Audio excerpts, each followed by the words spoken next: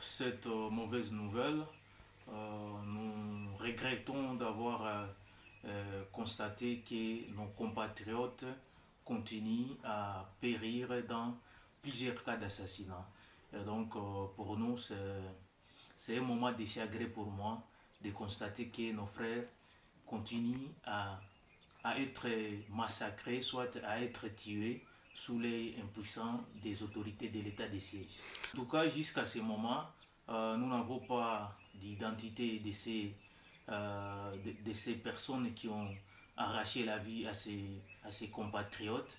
Jusque-là, ce sont désormais non autrement identifiés, mais la population, selon quelques témoignages, ils parlent des personnes qui portaient la tenue militaire. Je crois que la première des choses, c'est de faire la solidarité communautaire, c'est-à-dire les jeunes peuvent s'organiser dans différents villages du territoire de Nyiragongo, mais aussi en ville de Goma pour voir comment ils peuvent sécuriser leur entité. Deuxièmement, je lance un appel à monsieur l'administrateur du territoire de Nyiragongo. Nous avons constaté à l'arrivée du vice-premier ministre de l'Intérieur qui était ici, nous avons vu dans tous les carrefours beaucoup d'éléments de la police, mais aussi quelques éléments de FARDC. Nous demandons directement à monsieur l'administrateur de voir comment il peut disponibiliser cet effectif pour qu'en fait il puisse être en appui avec ces jeunes qui vont chaque fois dormir à l'extérieur pour sécuriser leur entité.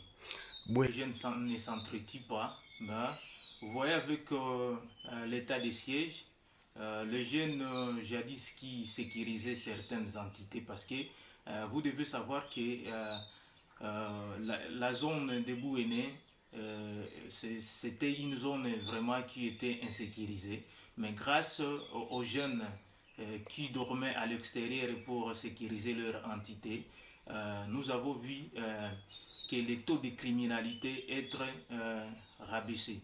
Et donc, ce qui est là, nous lançons directement à notre gouvernement d'être en appui avec les jeunes qui veulent à tout prix sécuriser cette entité qui enregistre beaucoup de cas d'assassinat, de cambriolage.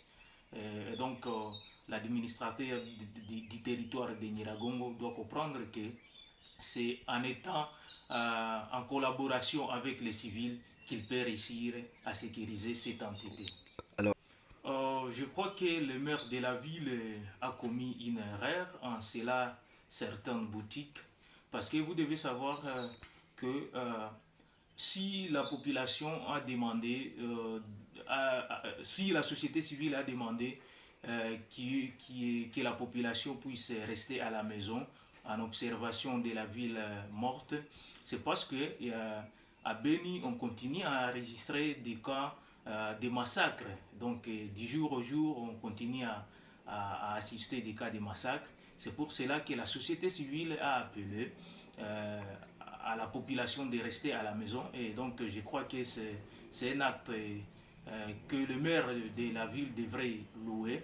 Mais curieusement, nous voyons que le maire de la ville, au lieu de compatir avec cette population, il a passé en fermant en cela certaines boutiques. Le maire de la ville doit savoir que si certains commerçants ont resté à la maison, c'est parce que